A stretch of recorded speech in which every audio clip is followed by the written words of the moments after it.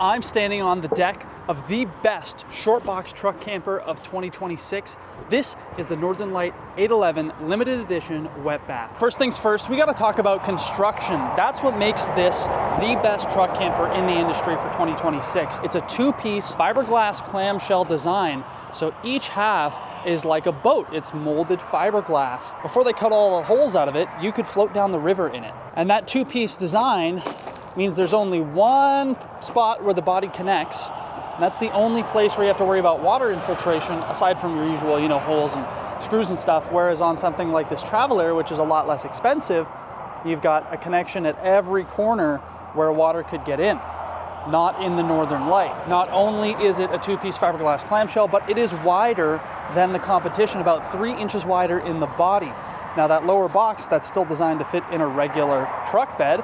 This one is made for the short box, but up top, they've widened it as far as they can go to keep that center of gravity super low. As we walk around the outside, we've got electric happy jacks, these huge brackets for the jacks that wrap all the way around into the tie-down spot right there. There we have venting for your propane. And as we walk up the side here, we've got a Carefree awning, electric awning with the LED lights, 40 pounds of propane here. Whoops. That wasn't supposed to happen. 2 20-pounders right there. Exterior speakers. This one we got with the black decals. You can get them with the chrome still, and these are more of a gray. Those are kind of chromey. Over here we have a fridge access panel. 12-volt fridge in this one, so that's why it's like that instead of your traditional vent. Got your battery box right here, and there's a look at the inside. You got room for 2 Group 27 batteries in there. Generator compartment down here, which in this one is just used for storage. Your generator is about a $9,000 op, and when you get the generator, this compartment door changes. It's a Honda 3200i, and then they add a second little access panel back here to access your generator on both sides. And as we move to the back, we've got your rear awning, also with that LED strip. Your rear deck, crazy well built. We've got this flip down step. It'll go like this. Flips up like so when you're in transit. And yes, this does have a lot of overhang. If you're looking for a truck camper that just slides in the box, you can put the tailgate up. Northern Lite is not that. We've got that much overhang plus the deck. So if you're towing with this, you're gonna want, a 36 or a 48-inch Super Truss extension to get past that rear deck. All the construction here is really incredible. We've got these massive brackets that the jacks and the deck tie into. We've got the top line ladder instead of those cheap dinky ladders. Backup camera back here. And we'll get up on the roof in a second, but I wanna show you what's on this side. We've got your outside shower, city water connection, your electrical connection, your water heater over here, and then I missed your furnace vents right there. Potable water fill, and your cable connection right there. And then on this side, we have your 7-pole plug up there. So when you get a Northern Lite, typically your dealership is gonna suggest that you get a 7-pole relocation up into the bed of your truck so that you don't have to have this massive cable and run it out because it'll get pinched there, right? So you're gonna wanna move that up into your bed. Also over here, we've got sewer compartment. In here, we've got all your low point drains, your pulls. That right there is your black tank, gray tank pull. You can see we've got a heating duct back there. So the heater, aside from this duct, it just basically is forced right into the basement and then it comes up from there. So the entire basement and underbelly is heated and there's no openings down there except for this one to connect your sewer hose. This is the lightest true 4-season truck camper on the market. I have customers that use these to go skiing. They use them all year round, not necessarily with water in them when it gets really cold, but they stay nice and toasty. Now back here, we've got a little storage compartment that I'll show you. Behind this removable step right here, there's a couple thumb screws. Just pop that out, which is fully heated, and it has 2 Rotocast bins. One shorter one on the left side, still fairly spacious, and then one very big one. It's super, super long. It's about 6 feet long, and then that's fully heated. So this is great for snowboards or skis or fishing rods, all that super tall stuff and stuff that you want to be heated. And up on the roof, you can see at the very front, we have your skylight. We've got 3 200-watt solar panels, your air conditioner, a vent for your max air fan here, and then a vent for the one in the bathroom as well.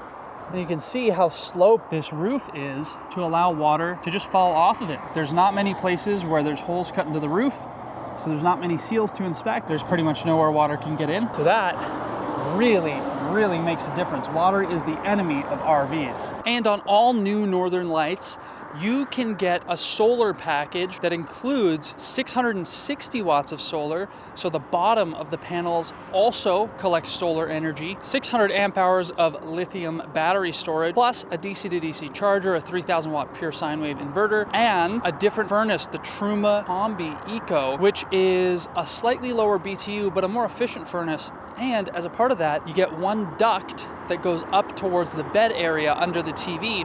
So you get a little bit better heating in the over cab area. Even though there's double insulation up there, not having a duct that goes up there means that it can get a little bit colder up there than in the rest of the camper with the regular furnace. So that's a nice upgrade. You can get that upgrade by itself without the whole solar power package because that's extremely expensive. If you have any other questions about that option, drop it below, ask away. Now let's go inside. Oh, and real quick, if you do get that solar power option, the lithium batteries get installed inside the camper. So this battery compartment, it just becomes an extra storage compartment outside. In we go. Here's a quick overview. What a beautiful truck camper. We've got plenty of headroom in here. Nice big window with the Leatherette valance there. It's a peely hardwood table that converts into a bed really easy. I'll show you that later. We've got some cardboard and some carpet on the floor. If I back up here, I can show you the cardboard's there to protect the carpet, and the carpet is there as an optional runner over this vinyl. So you can have it as vinyl or carpet in here. Over here, we've got your bathroom. This is the wet bath. The dry bath takes away a bit of space from the dinette, and the door opens on the other side. To the right, we've got your awning controls, your awning lights. We have your solar controller. Down here, we've got your fire extinguisher, your battery disconnect, and some storage, a very deep storage compartment. This came in on the 2025s, so this wasn't there before, but they kind of reclaimed this space. Solid wood cabinet doors, metal handles. So we have extremely high quality cabinetry in here. This one is in the Greystokes stain. You can get it without the Greystokes. It is an option that you pay for, and when you get it without the Greystokes, it's more of a cherry color, a little bit more boat-like. Here is the third step that goes on the bottom of the steps on the deck, so when it's on your truck, you can step in easier. It actually stores on the step, but we just leave it in here so it doesn't get damaged. Got this big wardrobe in here with some hanging space. We do have a vent there that allows some heat to flow up into here so you don't get condensation buildup. As I move along, this one has the 12-volt fridge. Now you might see this plastic here, that's a protective film. Tons of space in here. Much more than with your traditional dual fuel fridge, but some people still prefer the dual fuel. You don't really have to worry about it. Your 12-volt fridge is very efficient nowadays. If you have questions about that, drop it in the comments below. I want to talk to you about that as well. We have an absolute boatload of storage in here. All hardwood cabinetry, like I said. Now these upper doors are not soft close, so they will slam on you. They've got these little spring-loaded hinges, and they will slam if you don't hold them when you put them down. That is quite deep, over a foot deep in there. Microwave, which you can take out. It's held in by a couple screws. You could take that out if you don't want it in there. But a lot of people use that more often than their stove. So we work our way down. We've got a light under there, hardwood, stained to match, paper towel rod, as well as a little remote or magazine holder there, book holder, a charging station. So we've got USB as well as 12 volt. Now I wish that Northern Light would go over to USB-C because a 2.1 amp 5 volt regular USB-A charger is not the standard anymore. Got your stereo there, your radio, Bluetooth, AM, FM, and you've got interior zones. So you have your bed zone. You've got speakers out here, which they've relocated up here instead of being below the dinette. And you have speakers outside. So you've got 3 different zones for your speakers. In the kitchen over here, we have your water heater controls. You can switch it between gas and electric. And like I was saying, tons of storage, little kind of sponge holder in there, a 5-piece drawer, 75-pound ball bearing drawer slides, huge storage down here, silverware drawer in the step up to the bunk, but this is removable if you just want to use it as a drawer. It's not very deep, it's only about 1.5 inches, so they put that in there. Got a drawer underneath your oven, your stove, which has all sorts of goodies, manual cranks, your monitor for your backup camera, winterizing kit, and a cleaning and polishing kit for your acrylic thermal pane windows. So these windows are not glass, they are acrylic, and that means they can get scratched. So they give you that polishing kit to make sure you can take care of those. And that's just kind of a goodwill thing. It's nice to have, nice that they include that instead of making you have to think about that after the fact. On your sink, we have this cutting board material. Don't use it as a cutting board because it looks really nice, but you could. It's got a little channel here to catch any liquids, got a finger hole in there, and it has these little rubber feet on the bottom so that you can take it out of the sink, put it on your stove, and voila, you have more countertop while you're using your stainless steel sink, which is huge. This is bigger than a lot of sinks in RVs.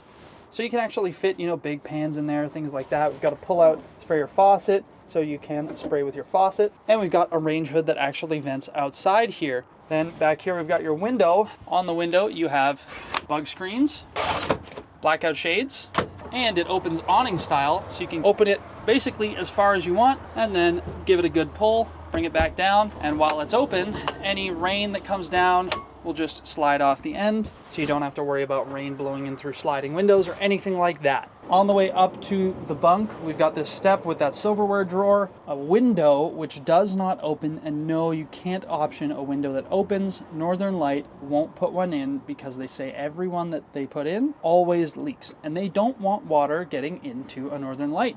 These things are designed to last for decades, and they want to keep it that way. We've got a full-size queen bed up here. Over here, your TV center that's on a mount, so you can swing it out, point it towards the dinette if you want. And there's all the electrical stuff. We've got an outlet in there for some more power. And then this is where the duct from the heater goes if you get the Truma Combi water heater and furnace. One thing I forgot to show you, underneath the mattress is a little vent pad here that allows airflow and lifts the mattress up off of the floor there. Now in the cab, there is double insulation. We've got a foam block insulation in here, so it's really quiet. It's very, very, very well insulated, but they double up over the cab where you're sleeping. Here we have your speaker up here, more windows, one on each side, same blackout shades. We've got reading lights here with USB on the bottom, so you can plug your phone in or something else with a USB there. Some storage down here. Maybe I can show you, which goes all the way through to the end of the bed. And this is a full-size queen up here. Fair bit of headroom, Leatherette headboard. Here's that Hecky skylight. We've got a bug screen and a blackout shade, like so. And it actually opens up to a couple different levels. You can see the frost on it right there. Normally it's clear, but it's a really cold morning here in Alberta. So you can open that up to different levels, see the sky, or you can open it all the way. And it actually is an emergency exit, which is why they have that ladder on the back. So you can see your roof, let some airflow through. Warren from Northern Light, he'll open his skylight, close the bug screen, and then he'll turn on the fantastic fan that's above the bedroom. There's a remote for that that'll show you when we make it to the dinette there. So he can get lots of airflow when it's warm out, but not have to run the loud AC at night. On the other side of the bed, we have more of that same storage. Speaker right there. We've also got vents here. These are not heat vents. What they do is they allow air from in here by the bed to flow into these outer compartments so that these don't build up condensation when it's really cold. Then back here we have a wardrobe, some spots to hang things there, and about a foot of space. Now you'll notice in all the corners, all the way around, the finishing in here is really nice. We've got this sort of piping that goes around all the upper edges. It's all very well done, and that's because Northern Light has been building truck campers for decades and decades. So you know that they do a good job. Their quality control is top notch. Out of anything that we take in, anything that comes from the factory, Northern Light has the fastest PDI time because they just come right from the factory. As part of that beautiful finishing around the edges of the bed entrance, we've got hardwood trim that is stained to match all the cabinetry. And here is your dinette, where we've got a sapele inlay on a stained oak table. It's really beautiful. Speakers over here, reading lights, and then your dinette, which turns into a bed, and I'll show you how right now. Step one, remove the bottom cushions, which are beautifully upholstered, high density foam. Get those out of the way. Plywood bases for your dinette. Underneath this side, we've got your breaker panel, your converter, fuse box, all of that. Access to your water pump, access to your water heater, a return duct for your furnace, all of that easily accessible right down here. And this becomes a crazy setup when you get that full solar power package with the lithium and the inverter. When you do that, you also lose this side, which has a drawer. You lose this drawer because they put the lithium batteries and all of that in both sides of the dinette. Before I put down the table, let me show you what's under the dinette. We've got a tiny little area here where you could stuff shoes, slippers, things like that. We've got a GFCI outlet as well as another charging station with USB and 12 volt. And then we've got a whole bunch of ducts there for air to come in and out of. Underneath the table, you've got this little knob here which you can turn, and then you can slide the table back and forth like so. And you might need to undo that when you're putting the table down into a bed so that it lines up perfectly with these little slots here. So you flip this to lock the table in place. It's supposed to be a little higher up. So when the table is in its fully up position, that's what it looks like. This lever is locked in place. We flip this down, which only takes a second, very little effort. We push down on the dinette, which is not quite perfectly lined up. That's what it should look like. Then we take your cushions, fill out the dinette, take my boots off here. All right, I got my boots off, so now I'm gonna lay down, show you how much space we have here. So this is the face-to-face dinette. My feet are up against that lower wall. I've got lots of room. I'm about 5'11", and I can sleep quite comfortably in here. Lots of room for a pillow, and no one sleeps stretched all the way out. So even if you're, let's say, 6'2", you could probably sleep in here. So there is a look at your dinette in bed mode. Up above our dinette, we've got your air conditioner, which just dumps out right there.